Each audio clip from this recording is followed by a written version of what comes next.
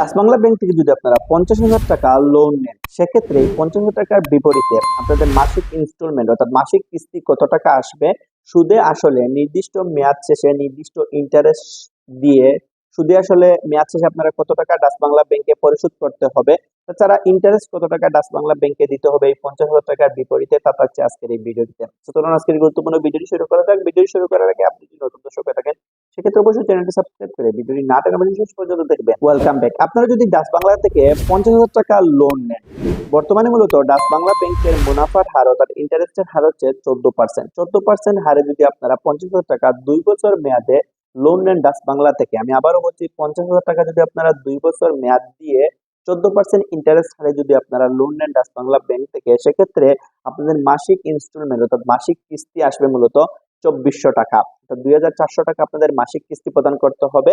এবং আপনাদের এই 2 বছরে ডাচ বাংলা ব্যাংকে এই 50,000 টাকার বিপরীতে টোটাল ইন্টারেস্ট দিতে হবে 14% হারে 7,615 টাকা, অর্থাৎ 7,615 টাকা আপনাদের ইন্টারেস্ট দিতে হবে এই 50,000 টাকার বিপরীতে। আপনি যদি ডাচ বাংলা ব্যাংক থেকে 50,000 টাকা লোন নেন, সেক্ষেত্রে আপনাদেরকে টোটাল পেমেন্ট করতে হবে 57,615 টাকা, অর্থাৎ 7,615 টাকা সুদ প্রদান করতে হবে, ইন্টারেস্ট প্রদান করতে হবে ডাচ বাংলা ব্যাংকে, এবং আপনাদেরকে মাসিক ইনস্টলমেন্ট কিস্তি দিতে হবে 2400 টাকা 2 বছর মেয়াদে 14% ইন্টারেস্ট রেটে।